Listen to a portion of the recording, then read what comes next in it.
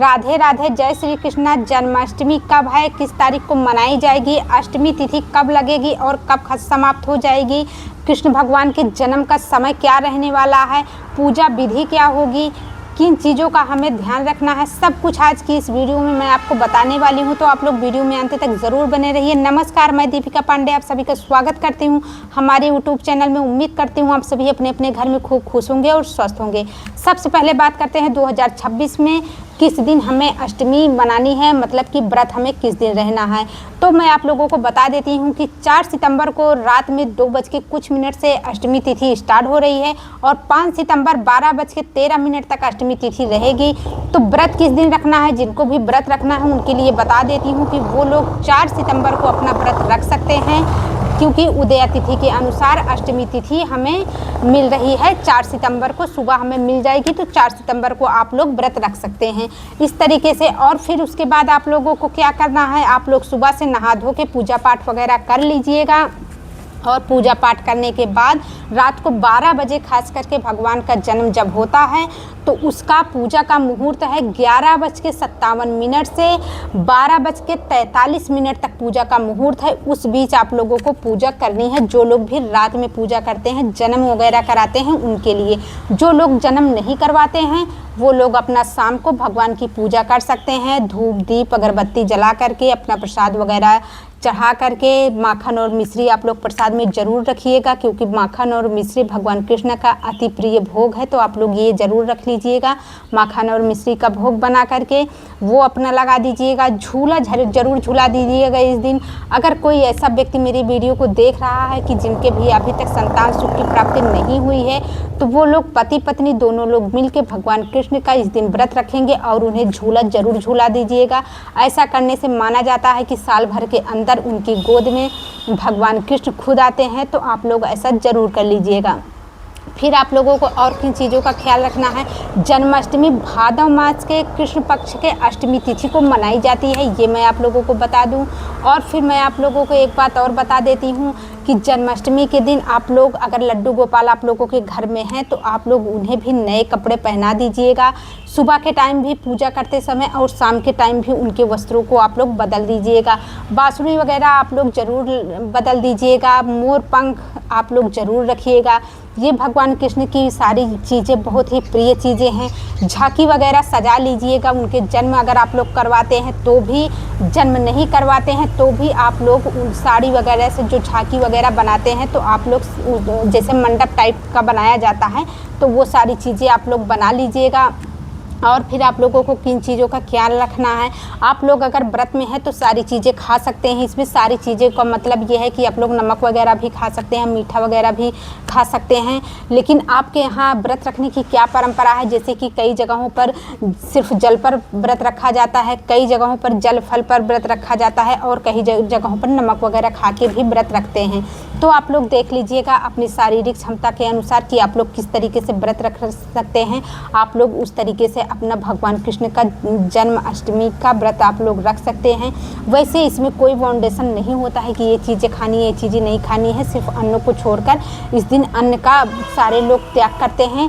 लगभग सभी लोग जन्माष्टमी का व्रत रखते हैं और बहुत ही उत्सव से भगवान कृष्ण के जन्म को मनाते हैं। तो आप लोग देख लीजिएगा कि आप लोगों की क्षमता के अनुसार आप लोग किस तरीके से रख सकते हैं, उस तरीके से आप लोग रख लीजिएगा। अगर आप लोग जन्म करवाते हैं तो मैं आप लोगों को एक बात और बता दूं, ज़रूरी बात, अगर आप लोग खीरा वगैरह काट के जन्म करवाते हैं, आप लोगों को खीरा उस दिन बिल्कुल खाना नहीं है। भूल से कई लोग सैलड वगैरह के साथ खा लेते हैं, लेकिन आप लोगों को याद रखना है इस बात को, आप लोगों को ये चीज़ें नहीं खानी है। खीरा आप लोगों को नहीं खाना है।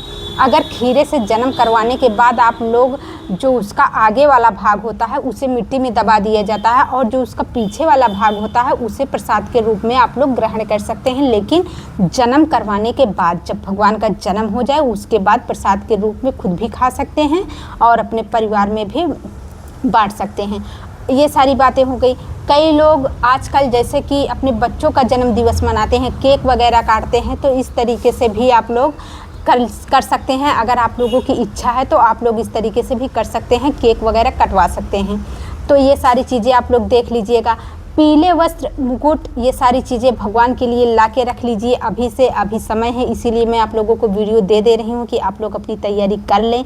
तो आप लोग अपनी तैयारी कर लीजिएगा, सारी चीज़ें ला के रख लीजिएगा। फिर आप लोग न्यौछावर भी उतार सकते हैं भगवान की पूजा के बाद। जैसे जब जन्म हो जाए, जन्म के बाद हाथ में कुछ रुपए लेकर के, जो भी आपके पास सामर्थ्य हो, 11 रुपये, 21 रुपये, 51 रुपये, 101 रुपये लेकर के न्यौछावर उतारना किसे करते हैं, हाथ में ले करके और ऐसे ऐसे 3 बार 7 बार उतार करके और उसे किसी को दान कर दीजिएगा। ज़रूरतमंद व्यक्ति को आप लोग दान कर सकते हैं। जैसे कि अपने बच्चे के मुंडन संस्कार हो गया या फिर उसके जन्म पे हो गया, हम लोग करते हैं, उसी तरीके से आप लोग कर लीजिएगा।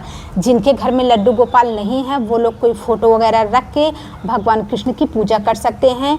जिनके घर में लड्डू गोपाल हैं वो लोग पंचामृत से अभिषेक वगैरह भी करा सकते हैं। तो आप लोग देख लीजिएगा, अगर आप लोग लड्डू गोपाल का अभिषेक वगैरह करना चाहते हैं पंचामृत से, तो ये सारी चीज़ें आप लोग कर सकते हैं। तो आप लोग कर लीजिएगा। मैंने मुहूर्त आप लोगों को बता दिया है कि 11:57 से 12:43 के अंदर आप लोगों को ये सारी चीज़ें करनी है, जो जन्म वाली चीज़ें हैं। और जो वैसे ही पूजा करते हैं, शाम को कुछ लोग पूजा कर लेते हैं, तो वो लोग अपना शाम को पूजा कर लेंगे और फिर प्रसाद वगैरह बांट देंगे अपने परिवार में, आरती वगैरह सब कुछ करके परिवार के साथ प्रसाद ग्रहण कर लेंगे।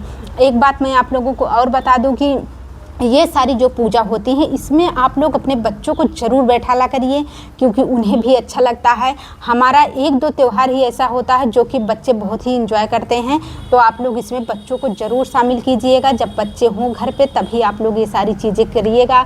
थोड़ा सा डेकोरेशन वगैरह कर लीजिएगा। जहाँ पर भी आप लोग जन्माष्टमी का पूजा करें वहाँ पे थोड़ी सी डेकोरेशन कर लीजिएगा। साड़ी से हो गया, फूल से हो गया, आजकल इतनी अच्छी अच्छी डेकोरेशन की चीज़ें आती हैं मार्केट में, तो आप लोग ले लीजिएगा। अगर नहीं ले सकते हैं तो जो चीज़ें घर में हैं उसी से आप लोग अच्छा सा डेकोरेशन भगवान कृष्ण के लिए, उनके जन्मोत्सव के लिए आप लोग कर सकते हैं। तो ये चीज़ें आप लोग कर लीजिएगा।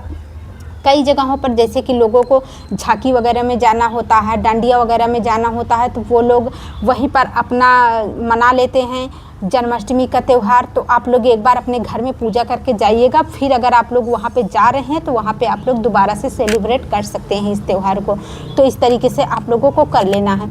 अब आप लोगों को मैं बता दूं कि पारण की सबसे बड़ी समस्या रहती है। लोग सोचते हैं कि क्या हमें, जब भगवान का 12 बजे जन्म हो जाता है तो कई लोग अपना पारण कर लेते हैं, अपना जो भी अन्न वगैरह खाना होता है, प्रसाद की सारी चीज़ें, पंजीरी वगैरह सब कुछ खा लेते हैं। और कई लोग अगले दिन इसका पारण करते हैं, नहाने के बाद, पूजा पाठ वगैरह करने के बाद पारण करते हैं। तो ये दोनों ही चीज़ें ठीक है। अलग अलग जगहों पर अलग अलग मान्यताएं हैं। कुछ लोग जन्म के बाद कहते हैं कि जब भगवान का जन्म हो गया तो जब उत्सव मनाते रूप में उसे ग्रहण कर लेते हैं, तो वो भी ठीक है। और जो लोग अपना सुबह पारण करते हैं, सुबह के टाइम में पारण करते हैं, जब पूजा वगैरह करके नहाने के बाद अगले दिन, वो भी ठीक है। तो आप लोग देख लीजिएगा कि आप लोगों को कैसे करना है। दोनों ही ठीक है। अगर भगवान का जन्म हो गया तो आप लोग पारण कर सकते हैं, लेकिन मेरे हिसाब से सबसे ज़्यादा ठीक यही रहता है कि जब हम कोई व्रत करते हैं तो अगली सुबह तक हमें उसे कंटिन्यू करना चाहिए और फिर उसके बाद हमें अपना पारण करना चाहिए। नहाने के बाद शुद्ध सात्विक भोजन लेकर के हमें पारण करना चाहिए। एक बात मैं आप लोगों को भूल गई बताना, भगवान कृष्ण का जो भी आप लोग भोग रखिएगा, भोग में आप लोग तुलसी दल जरूर से ज़रूर रखिएगा, क्योंकि भगवान विष्णु का ही बाल रूप भगवान कृष्ण हैं और उन्हें तुलसी अति प्रिय है भोग में। तो आप लोग तुलसी ज़रूर रखिएगा। आप लोगों के आसपास अगर तुलसी है तो ठीक है, नहीं एक दिन पहले से आप लोग कहीं से व्यवस्था कर लीजिएगा और तुलसी रखिएगा। उस दिन आप लोगों को भोग में तुलसी का यूज़ ज़रूर से ज़रूर करना है। तो ये सारी चीज़ें मैंने आपको बता दी। मैंने आपको पूजा विधि भी बता दी, किन चीज़ों का आप लोगों को ख्याल रखना है ये भी बता दिया, मुहूर्त भी बता दिया, जन्माष्टमी का त्यौहार कब पड़ने वाला है ये भी बता दिया। इससे जुड़ी हुई और भी जो भी जानकारी छूट गई है मैं और वीडियो लेकर आऊँगी। जन्माष्टमी की पूजा विधि मैं आप लोगों को करके दिखाऊंगी। तो आप लोग हमारे चैनल को सब्सक्राइब कर लीजिए, वीडियो को लाइक कर लीजिए। वीडियो में आप लोगों को कहीं पर भी कोई कमी रह गई हो, आप लोगों को ऐसा लगता है कि कहीं कोई कमी रह गई है, तो आप लोग कमेंट बॉक्स में कमेंट करके ज़रूर बताइए। और अगर वीडियो में कहीं कोई कमी नहीं है तो राधे कृष्ण ज़रूर लिख दीजिए वीडियो में। तब तक के लिए नमस्कार, मिलते हैं अगले वीडियो में। राधे कृष्ण, राधे कृष्ण।